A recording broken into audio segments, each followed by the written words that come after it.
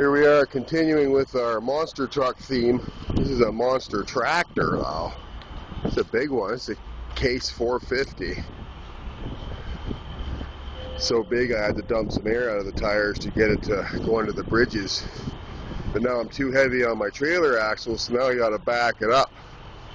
So let's take it for a little ride here. Just gonna move it a couple of feet. This one's a little more high-tech than the rock truck I showed you guys last time. Man, they do build these for comfort these days. We were pretty high up here. See if we can get this thing started. Oh, they left us a key, that's good. Oh.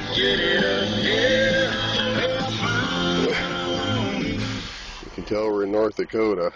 Let's see if it'll start. Started. That's a good sign. There's probably a parking brake on here somewhere. That must be it there. Or not.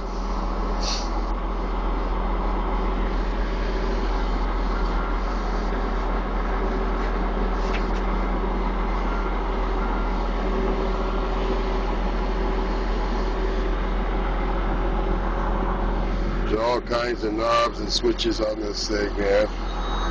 Oh, it's beeping at me now.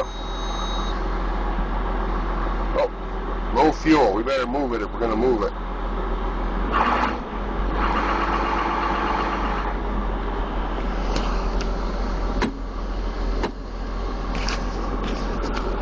Bring up the neutral.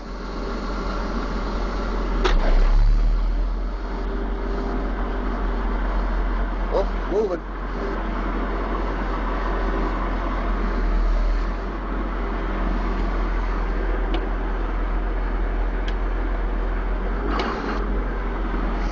Alright, let's try not to drive off the trailer here.